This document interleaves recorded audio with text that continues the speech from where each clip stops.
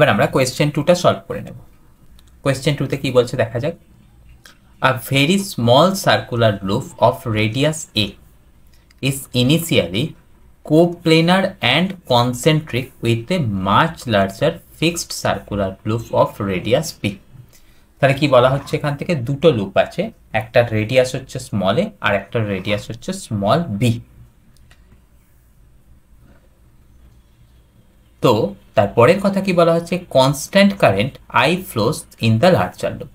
তাহলে বাইরের লুপটাতে মানে বড় লুপটাতে যদি একটা আমাদের কারেন্ট আই ফ্লো হয়, তাহলে আমাদের সেখান থেকে তার সেন্টারেতে ম্যাগনেটিক ফিল্ড কত তৈরি হবে না, তার সেন্টারেতে ম্যাগনেটিক ফিল্ড তৈরি হবে mu naught I by 2b। কেন 2b হলো, কেননা radius of the larger loop সেটা বলা আছে কি না বি। তাহলে লার্জার লুপ রেডিয়াস সেটা বলা আছে কত না স্মল বি, তাই সেটার জন্য তার সেন্টারে ম্যাগনেটিক ফিল্ড কত চলে এলো না mu naught I by 2b। তারপর কি বলা হয়েছে, the smaller loop is rotated with constant angular speed omega about the common diameter, find EMF induced in the smaller loop.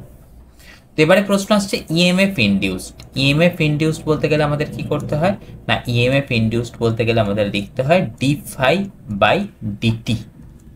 Phi phi মানে কি ফ্লাক্স, সেটা ইকুয়াল টু কত না B dot A. এখানে এ বলতে কি cross sectional area of smaller loop. তো সেখান থেকে যদি এটা ডট প্রোডাক্ট আছে, আমরা যদি ব্রেক করে লিখি কত চলে আসবে B A cos theta. Theta মানে আমাদের কত জানা আছে ওমেগা ইন্টু টি, তাই সেখান থেকে চলে এলো B A cos omega t. তো এটার যদি আমরা ডিফারেন্সিয়েশন করি আমরা কত পেয়ে যাব না B A omega sine omega t. B already আমরা ভ্যালুস বের করে নিয়েছিলাম, তার ভ্যালুস কত আসছে mu naught I by 2 by area ছোট ক্রস সেকশনাল মানে ছোট লুপটার এরিয়া যেটা হচ্ছে কত pi a square into omega sine omega t. তাহলে এই হয়ে গেল কি ইনডিউসড ইএমএফ এর value.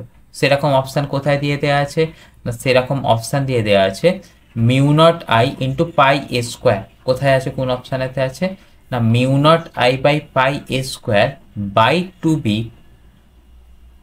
Omega into sine omega t. সেটা কোথায় দিয়ে দেওয়া আছে না আমাদের অপশান সিতে দিয়ে দেওয়া আছে। তাহলে এই কোয়েশ্চেন নাম্বার 2 এর ক্ষেত্রে কারেক্ট অপশান চলে আসবে কোনটা না অপশান সি, রাইট।